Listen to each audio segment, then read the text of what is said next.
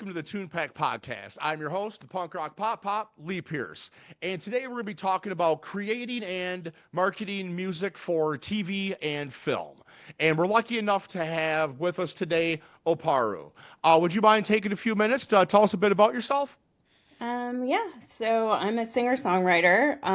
I've been playing music for my whole life. I have a project called Oparu. In the past, I had a project called Versailles. Um, I mostly write for film and TV. I also release my own independent tracks. And I work with a lot of libraries, a lot of publishing companies, sync agencies. What else could I tell you? I'm a member of the Recording Academy. And I also do a lot of collaborations on other people's albums as well. So, All right. Like I said, thank you for coming on. So the reason I had you on is because you're involved with making music for TV and film. And this is something I know nothing about. So I'm really excited about this. So how does an artist even get involved in and started in that? so what I did, I mean, I could tell you what my personal journey was. I took some courses on, getting my music into film and TV, which, because I had always wanted to do it and I could never figure it out. And I was like very confused on how to make it happen. I had talked to a few publishers in the past and it never worked out that I was in their catalogs. And I think the thing that made it difficult for me is when you're an artist and you're not familiar with how things work in film and TV and the struggle to get your music in film and TV, it can be like really hard to be motivated. So it's kind of like you might send an email to a couple of people and be like, oh, they didn't take my music, so I'm going to give up now. And so that's kind of like what I kept doing. Like I was like, oh, well, maybe I should reach out to this publisher. And then I would reach out and nobody would get back to me. So I'd be like, okay, I guess maybe I can't do this, and it was kind of that thing. So it was very good for me to get like mentorship because it really helped me to realize that it wasn't that. It was just that it takes hundreds of emails. It doesn't take one email or two emails. So that was kind of how I got started, was getting mentorship from someone who was already doing it. Yeah, I actually covered the importance of email in an episode I did about networking because people forget that emails still need to be answered. Nowadays everybody automatically thinks of, hey, they're on social media, I can message them directly. Usually anybody that you're trying to reach has their own social media team and they never see those. But someone is paid to check those emails. Yeah, sometimes it takes one email, sometimes it takes 100, but if you want to get your foot in the door, that's a really good way to start. And it also helps you learn who is on the right level for you to try to contact as well. There's people that we can contact. There's just people we shouldn't even bother trying. But Right. like you said, taking the route you did is a good way of doing it because then you're working with someone that has been there and has done that. So how did you find someone to help you along the way?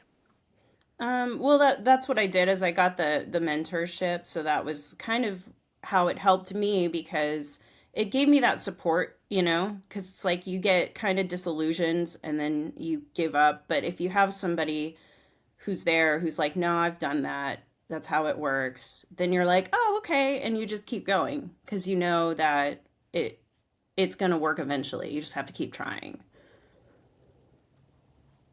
Well, and that's great, especially when you get to work with an artist, someone you respect and you look up to, and having them tell you, "Oh, I was way worse where you're at. Like you're doing great," and that little motivation, and that's always such a good feeling. Again, that's the push you need some days for sure. So, so once you got going with it, what what's available out there like for when it comes to do it with TV or commercial or film, like what is available out there for artists and how do they find this stuff? I mean, there's so many different things that you can do in the world of film and TV.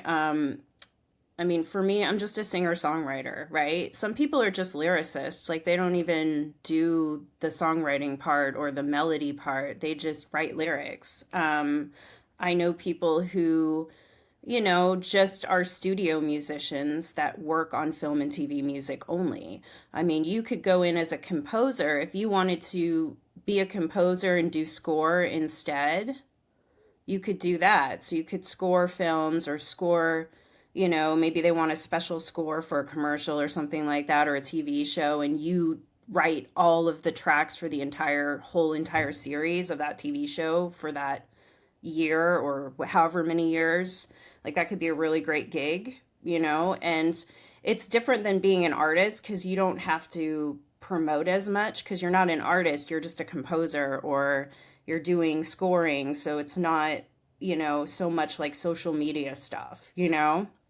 So if you're not into social media and you don't want to go down that road, you could go down the road of like scoring and doing stuff like that. Or there's trailer houses that will hire people to create trailerized versions of different songs. So there's things like that you could do. You could just be a producer if you wanted to. I mean, you could do so many different things. Is there like whether like a database or like an online community where artists can go look where even if it's smaller independent films or shows or even web series where they might is there a place like where they post like, hey, this is the stuff we're looking for, or do you kind of have to go out and really search? Yeah, there's not really a place. I mean, so what could happen is if you work with an agency, they'll send you what they call briefs. And so that's when they're searching for a specific type of song. They'll email you if you're part of the agency, and they'll let you know like, hey, we need a country song or we need a song that sounds like it was recorded in 1971 or whatever. Like they'll tell you what they need and you can respond to those briefs if you have something that fits what they're looking for. But there isn't really like anywhere where they post, that stuff online. So, Hey, there's a new business idea. New platform just for that. I mean, So, yeah, I guess well, you you're could do talking about like you'll find out you'll get the messages from the agent about how they're looking for this type of thing, they're looking for this type of thing. So, do you see is there benefits or pros and cons to trying to do as many different ones as compared to like there's some great musicians like that just do one genre that that. like Danny Elfman and stuff like that. Like like they only do like a spooky or a horror or I mean, gee, I never would think Trent Reznor. Didn't think I'd be listening to him about TV and film, Right. But growing up listening to, I didn't think I'd be almost 50 watching a Grammy. Like, wait, what? So, Yeah. do you think it pays to try to specialize yourself so when they are looking, maybe your name will come up? Yes. Or did you think it's better to try to do as many as possible and try to get as much out there? So what I like to do, and other people do this too, you have your main brand, right? So if you're an artist, and say you're a country artist, I'm just making an example, right? And that's your genre. That's what you do best. That's what you're amazing at. That's what you've been doing for 25 years is playing country music. Don't change what you're doing. Do what you do best because that's what you're going to sound most authentic in. Because part of the sync industry is sounding authentic. We don't want stuff that sounds like, it was made for film and TV. We want it to sound like a real artist. We want it to sound authentic. So, with that, taking that into consideration, you want to do that because that's what you're best at. It doesn't mean that you can't go outside of that and try some other things if you know that you're going to be able to do those things well. So maybe you're a country artist, but maybe you're also really great at doing like rock music, whether it's singing rock music or playing rock music, because you can always work with other people to do collaborations where maybe you're not the one writing the music, but you're the one singing it, or maybe you're the one writing it and someone else is singing on the track. And then you could put that under a different brand. So, like my name is Oparu, but when I do stuff that's like off brand for my brand, which is Oparu, I will do it under Diana St. Hilaire because that's my name. And sometimes I don't want to put it under Oparu because it doesn't fit my brand. Yeah, because branding is so important, and that's why I've always been the king of side projects. Most of the bands I played in were other way more serious artists than me, way more talented artists than me, but it was fun stuff they wanted to do on the side. So they always had side projects to do because they wanted to stay true to their brand. But so their normal, in case their normal fan base was like, but you're still gonna have the normal fan base that likes that too. And it is really smart that way. I didn't think about that even when it comes to doing the because I am one of the nerds that looks up like, oh, what is the song? When I'm seeing it on a TV or in a movie, I want to know who sings it, more about. Yeah. So that's a really good point to make. Um, so other than have you had to market your music or find your other than going through the agent, what steps have you taken to find work, or has there been one that you're like, I really want to be a part of that and sought it out and got it? Yeah, so I've done that a few times. So there's a couple of different organizations across the United States that put together different events. So I would recommend that anybody who's interested in film or TV and being part of that, not only get a mentor, but also, you know, um, start joining some of these companies. So there's like the PMA, which is the Production Music Association. There is the Guild of Music Supervisors. So these are just different things that you can join. You pay like a yearly fee to be a member, but then you can go to these member events. And I really suggest doing that because it gives you the opportunity to network with people. And, you're networking with music supervisors, you're networking with libraries, you're networking with publishers, you're networking with other musicians who are also writing music for film and TV. So then you can start doing more collaborations with those people because no matter how many emails you send, no matter how many you send, some people are never going to respond to you. Most people are never going to respond to you because they don't know who you are. You don't have a face. They don't know who you are. They've never seen you. So unless you're like already super famous and everybody knows who you are, they're just going to be like, "Oh, okay." And they'll just go to the next thing, unless for some reason they really just love what you're doing and they just connect with you immediately through email or whatever. That's different because sometimes that could happen. Or if you have an agency that's really working with you and pushing your music to all these people, that could also happen that way for you. But if you don't have an agency that is just pushing your music every single day to different supervisors and producers and stuff like that, I would seriously suggest going to some different events and networking in person. And I know it's hard for us because a lot of us are introverted and we don't necessarily enjoy that, but you have to do it. You really have to. Well, and excuse me, I never even thought about that. I never thought about the fact that like something like the independent film festivals that I mean Yes. every area's got one. AFI. Yes. Everybody's got there's an independent film festival within an hour or two drive from your house. And you never think about the music side of it. You always think, the directors, the writers, everything, and but that's the important part is there's also sound engineers. And the fact those sound engineers need music. They're looking for bands.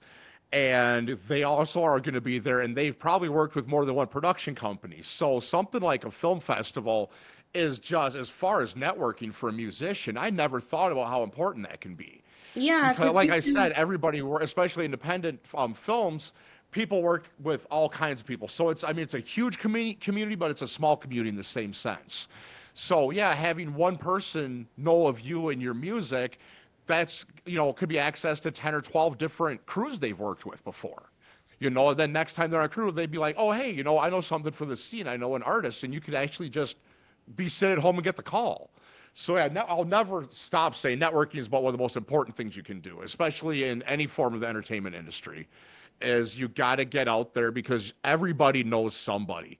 including you. You know, you probably know somebody that person you want to talk to would probably like to know. Be the middleman, be the line that connects the dots. That can be really important. Yeah, I mean, if you go, you could go to like AFI or South by Southwest, but I mean, looking to meet probably like music editors because sometimes a music editor, if they have, when they're working on a film initially, they'll throw in like songs that they have in their catalog already just as placement, like place settings inside the film. And then sometimes those will stay in there. Sometimes they'll really like it and they won't replace it with something else later. So that's how if you have your music with the editor already and they use it as a filler, then sometimes it'll stay in there. It's really cool. I never thought about that. That's awesome. So, Yeah. tell us a little bit about some of the success that you've had with working, getting your music in films. One in particular I want to hear about. You know which one that is. Which one? I don't know which one. Which one are you telling me? Talk about the one that led you to the award show. Oh, well, that was actually something completely different. They're two separate things. So, so for film and TV, I've had my stuff in a show called Home and Away. It's a really popular Australian soap opera TV show thing. So I've had my stuff in that. I've had my stuff in a show called Moto America, which was really strange for me because it's like a motorcycle show. And I'm like, how does that, you just never know like how your music is going to be used or what it's going to be used in. And sometimes you're just like really surprised, like, oh, okay. Like it's just interesting. And then it's been on CBS like a lot, mainly CBS New York. Like they use my music constantly for all of their news broadcasts. It's just so random, right? The Olympics was used in that recently. So those are kind of the things that my music's been getting used in. And then for the awards show, I was working with an artist called Antonio Vergara, and he's like a, blues player. So he just had me perform a small part on one of his tracks, and that's what we got the nomination for at the Grammys. But that was a different project altogether. I still wanted to have a chance to talk about it though. So, well, tell us now with the more long-term ones, like you're talking about with the show in Australia and the news, how did those opportunities come to you? Is that something you had to seek out, or was that something someone brought to you? So those were done through a library that I work with called Megatracks. They're a really big library. They've been around for a very long time, but they have gotten me quite a few placements. So, Okay, so is it Megatrack you said? I've not heard of this. Could you tell us a bit more about that and like how to get involved with it and so they're a library. So libraries, it works the same way with all these places. So these are kind of the different avenues you could do, with your music. What kind of determines what you want to do is based on how much of your rights you want to keep, right? So when it comes to libraries and publishers, just so everybody's aware, they do take your publishing. So if you are an artist that's used to retaining your publishing and your writing, you will only get your writing shares. Publishers also give you a percentage of your sync fee when a song is synced, whereas libraries, it's not usually done that way. It's more with like labels and publishers that they give you that sync fee up front or a percentage of it. And then with agencies, they give you everything. Like they'll give you they don't take your publishing. An agency is just there to represent you, so they won't take your publishing. They won't take your sync fee. They'll take a percentage of the sync fee, but they won't take the whole thing, and you keep your writer's shares. So if you're the type of artist that doesn't feel comfortable giving away any aspect of your publishing, then you don't want to work with libraries and you don't want to work with publishers. You just want to stay with agencies. Just so you know, because people don't know this, and I want to make sure that that's kind of understood. Also, when you sign with an agency, it could be exclusive or non-exclusive. So if it's non-exclusive, you could have that song repped by like 25 agencies if you wanted to. But sometimes the exclusive deals are better just because they're more focused on getting your music synced than a non-exclusive deal. Because sometimes the non-exclusives, they're like, well, yeah, we'll get to it. But if you have an agency that's exclusive, they're going to really genuinely focus on trying to get you as many placements as they can. And what else was I going to say? I'm trying to remember. um,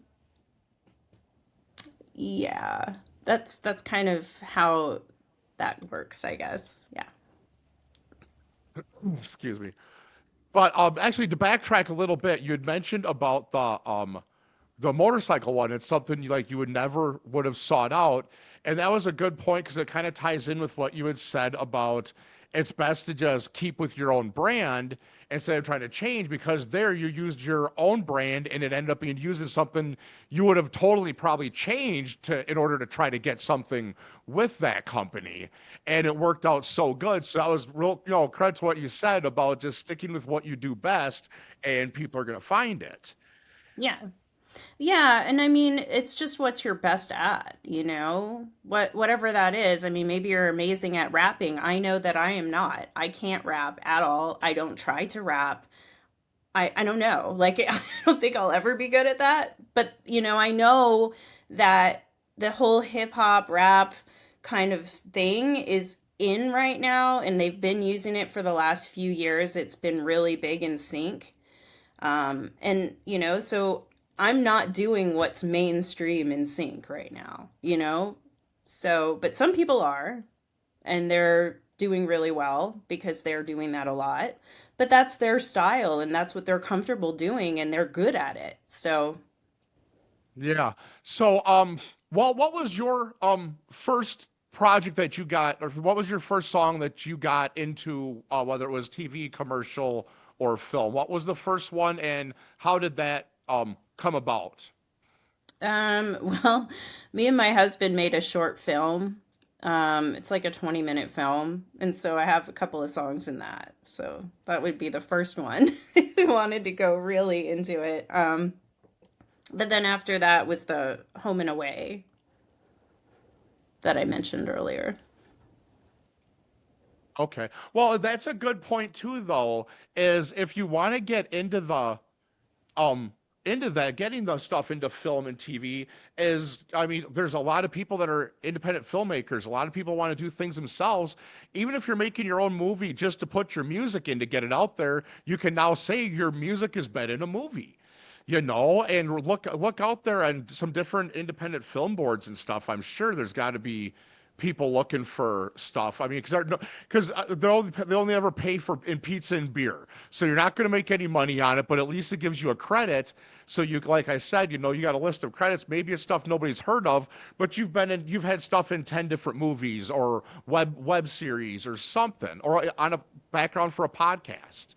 Yeah. There's this, you can start small. Everybody's got to, and there's really easy ways of doing that, because I mean, this might be the only like topic I think I've covered where I don't even talk about social media because it's practically irrelevant when it comes to this. This is more getting out there and getting the experience doing stuff. Have you found that has social media been able to help much at all when it comes to this side of the industry? Well, it definitely does help, especially if you work with agencies, because agencies will check your social media. They'll check to see how many followers you have, how many plays you have, all of that kind of stuff. Because they do care if you're an artist. Now, like I said, if you're just doing scoring, they probably don't care so much because they know you're not out there trying to promote yourself like an artist does. So, But if you're creating an artist and an artist brand, they do like to see that. They do like to see that that you're doing it, that you're active, even music, because basically the agencies are pitching to these music supervisors. So the music supervisors are going to check if the agencies don't check, or even if they do check, the supervisors are still going to check you out. They're going to want to know everything about you. They're going to look at your social media. They're going to see, is this person really active in music? Are they playing music? Like when I go to their Instagram page, do I see music on their Instagram page that they've done? Do I see them performing? Do I see them singing? Do I see them doing stuff? Because they do care. Yes. Well, yeah, because I mean, I'm sure there's a lot of the cases where they're whether whoever the producer is that's dealing with the music, whether it's the background music or just the sound engineering, they want artists that their name being attached to the film could also be an added, promotion for the film itself too. So yes, that's why I guess it is important having those bigger numbers, whether it's social media or Spotify or something like that, because if the same two people could turn in the exact same song, if one has more followers, where they're like, well, guess what? They're going to want to promote this film as well because they're a part of it. That could bring us. It's all about the money, it really is, especially getting into this industry. So they want to find someone that they can pass some of the burden of the marketing on to somebody else as well. So, I mean, but in a lot of cases, it works the other way too. I mean, like you could work with a big company like Netflix and it could actually help push you and get you more followers because your songs are in their stuff. So there's no, it just honestly depends. I think, it's good to have it. I always think it's good to have good branding, a decent amount of followers. You don't have to have like 1 million followers, but just, and just to show that you're active, like have some videos, like lyric videos, music videos, things that show that you're writing this music, that you're performing this music. It doesn't have to be live, but just put stuff out there, and that way people, they see you as an artist, and they respect you as an artist. They're not just, going to your page and seeing that you have a bunch of pictures of your dog and nothing else on your Instagram, they're like, oh, I guess they really like dogs, but they're not really doing much in the music scene. So yeah, it's important. yeah. Well, and like you said, it's a really good point too, is making sure if you're trying to get your music into TV and film is have music videos. I mean, even if it's something that you're putting together digitally with your music too, they're looking for something to put with the visual aspect. If you just Hmm. hear a song, you might not be able to say, oh, I could see that with this or this. But if you already see a visual with it, it helps expand, that helps give you that, oh, yeah, this works in a video format. So that's got to be a really good selling point. So that's definitely an important one, is take the time and do those music videos. That was a good tip. Thank you very much.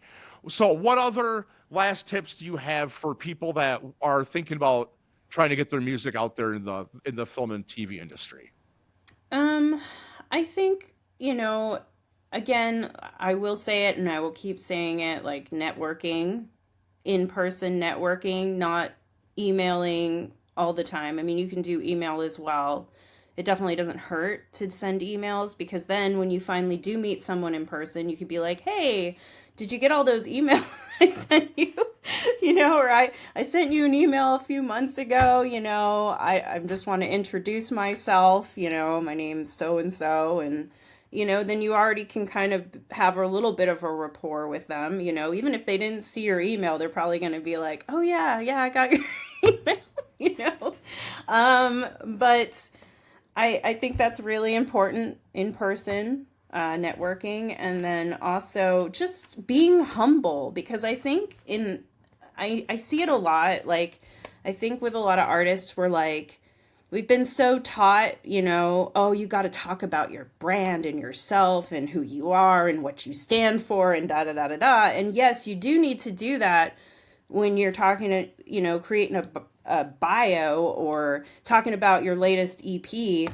But like, if as far as pitching for film and TV, you need to be humble. You need to try and find out what people need, not necessarily what you have. You're not talking about yourself. You're not talking about, oh, well, I have this, this, and this, and it'll be great in your catalog, da da da da da. Like, you don't know. You don't know what they're looking for. So you have to come to them and be humble enough to be like, hey, I'm a musician, I'm a singer songwriter, I'm this, that, or the other. And what do you need? What can I give you? What's going to help you do your business better? Yeah, it's because you got to find that line between, well, because especially in this industry, or honestly any industry where you're the product that you're selling, you have to ride that line between humble and still the salesman. And it's Mhm. really hard sometimes because you want to come in and in the same sense, you want to exude that you're here to solve all their problems, but you also need to be humble enough to say, what are those problems? Yeah. Like, I feel like I fit in here. What do you think, or what could I do so I can? So it's really, anytime that you have to make yourself the product, it's so difficult, especially for musicians. A lot of musicians are musicians because they're not good with people. They're not good at talking to people. I That's why know. they put their heart and their soul and all their thoughts Mhm. into their music. So when it comes out to them, wait, now I got to sell me? No. If I wanted to do that, I'd been a salesman. I wouldn't have been a musician. So it's so hard for people because a lot of musicians are introverts. So trying to find that, just I don't know. It's difficult. Almost every artist I have on here talks about the same thing. It's so hard because it's not easy talking to people, and then this is something that you put so much of yourself into, and now sometimes it feels like you're cheaping it when you're trying to sell it. So one of the So things that finding that I line and finding what someone is looking for and how you can bring it to them is, and this is in any industry. This isn't even talking about music. This could be anybody's job. Any job, find out wherever you want to be, find out how they got there and what they need from you and tag along. So, well, we're just about wrapped up here. Why don't you take a few minutes to let everybody know what you got coming up? so I do have a new album coming out in June, with Megatracks. It's a 6-song album, but I'm going to be kind of releasing one song at a time. It's dark pop, so my typical genre. So some of the songs are more on the ethereal side, some of them are more on the pop side. So yeah, so I've got that coming out, and I'm excited about that. So um, it's called Play Your Cards Right. That's the name of the album. When does that come out? In June. In June? All right. Yeah. All right. Well, once again, thanks for coming on. This has been a great episode. This is like, I knew nothing going into this one. So Yeah, I this is hope a it was lot of fun because I helpful. know if I'm learning, anyone that's listening is learning for as well. So you've been a great guest. I appreciate you coming on. Anything last minute thing you want to say to everybody? Yeah, I was just gonna say, about the whole introverted thing, because I'm definitely introverted. I know I am because I'm one of those people after like an hour or two of talking to people, I'm exhausted. Like I just need to isolate and be alone. Like I'm not huge. Like I know, I guess extroverts get energy from being in large parties and talking a lot, but I'm not one of those people. So, but I think, one of the things to always think about is instead of focusing so much on yourself and like what you could bring to the conversation, it's like focusing more on the other person. I think that's what we forget when we're talking to people is we should just focus on the other person. Ask them questions. Ask them, do they have pets? Why are they at the event? Just ask them, be curious about them, and then not all the pressure is on you. And then you don't feel so overwhelmed, because if you have the whole idea of going up to somebody and giving them a pitch, that's not what you're trying to do. You're trying to be relatable. You're trying to talk to other people. So you want to just constantly be thinking, what questions could I ask this person to get to know them better? And that's it. And that kind of takes some of that pressure off. Oh, no, that's a very good point. What I've always been about networking and marketing, and if you can network and learn how to read people, you can excel at anything you choose to do. And I've been one though, but I'm the extrovert. So, but like I get off stage, I enjoyed more going around and talking with the crowd and the venue owners as I did being on the stage. And what I've always done, no matter where I am, if I'm at the grocery store, if I'm at the gig, if I'm in a meeting, whoever I'm talking to, I make them feel like they're the most important damn person in that room. And Yeah. I always is when I'm talking to them, and I talk to them loudly so the people around us think they're that most important person in the room. Because if you're talking to them, they should be the most important person in the room, at least to you. And when you start treating people with that, I mean, honestly, this shouldn't even be like a lesson. This is stuff people should just do. I say this all the time. Like, we should have to praise people for being nice to each other, but some Yeah. days that's where we are now. But just give Unfortunately. people the time. A conversation isn't talking, it's listening. It Hmm. should be more than half of it. And thinking about what they said, not what should I respond to them. Make those people feel important, and you're going to get far. Because then next time, like, hey, I remember them. I'm going to introduce them to so and so because they would really like them. And then when you meet that person, treat them the same damn way. Like they are the most important person in the room. They're going to feel like it, and they're going to treat you the same way. Hmm. And that's my golden tips for networking is get out there. You got to shake those hands, and don't sell yourself. Sell the other person you're talking to. Tell them how freaking great they are and how happy you are to see them. I mean, because nobody says that to each other anymore. In an industry like this, that goes a long way, especially for a whole industry full of introverts and weirdos. Quite frankly, none of us are really great at being out there with everybody else. So get out there and tell those people they're important. They're going to feel that way, and they're going to treat you that way too. So thank you for bringing that up. That's a really, really good point, and something I'm very passionate about, actually, as you can probably tell.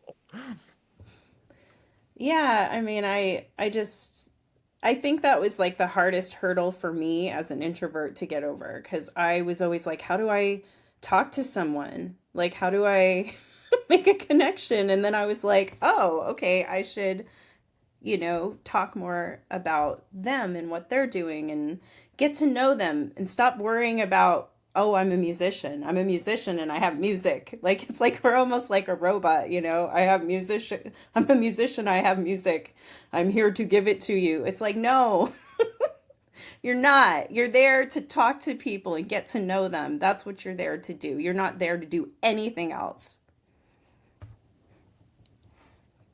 Well, yeah, exactly. Because if you start the conversation about them, and then when they ask you what you do, and mention two or three things before that one that you went up to talk to them about, because then they'll be like, "Oh, really?" And then because then it's not so forced, and you're letting them know more about yourself as well.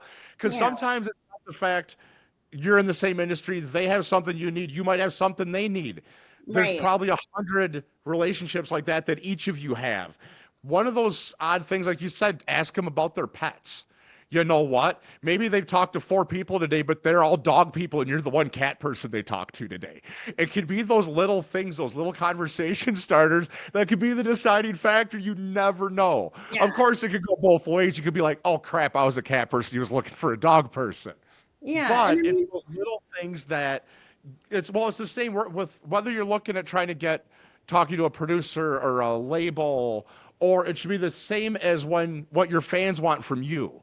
They want that personal information because then they become a part of it and it becomes more important to them as well. So you got to let out those little bits and get those from them. So thank you. God, we could have do an entire Yeah. topic about well, episode about that. I'm glad you brought that up. Networking. Well, yeah, and I mean, these are relationships that you're building for a lifetime. So, I mean, it's not necessarily like you're just going to talk to this person once at this event and then it's done. And if they don't need what you are giving, then the relationship's over. No, these are people that you're going to be interacting with for the next 10 or 20 years of your life, or however long you choose to do your music for. Or even if you don't choose to do music anymore, maybe you will still be friends with these people and you will. So, I mean, and maybe in the future they might need something from you. You just never know. But, I mean, everybody I've gotten to know in these places, like, whether they're producers, directors, music editors, owners of libraries, owners of agencies, they're my friends. They're not just people I submit my music to. I'm friends with them. If I see them, I'm going to talk to them and give them a hug, and we're going to catch up because we haven't seen each other in like 3 months or a year or whatever. So that's how these relationships are. And that was a hard thing for me for a long time, because I was, like you said, we're so introverted. We don't want to go out of our little circle, our little space. It's our like a little comfort zone. And we're afraid to like open up and make new relationships. Yeah, you gotta open yourself up. You gotta meet new people. I mean, you gotta grow as a person for starters, and then, like you said, just these are some of these relationships and the foundational parts of your life that you didn't know. I mean, think of everyone we've ever met in our lives was the exact same situation. We had no idea who they were at one point. And look, some of the most important, whether it's our spouse or a next door neighbor or a coworker, these people that shape and form our lives and who we are as people, all started as nobodies to us. Mhm. They were strangers. So just you got to get out and meet people, shake hands, network, and just like you say, just got no matter how hard it is, you got to keep putting yourself out there. Yep. All right. Well, I think we're about out of time here. So thank you again very much for coming on. I've learned more on this episode I think I have any other episode. It's been absolutely awesome. I can't wait for this one to be released. This has been a lot of fun. So thank you again. And we want to schedule trying to get you to come back again later this year. So, well, everybody, thanks for listening and take care, and we will catch you later.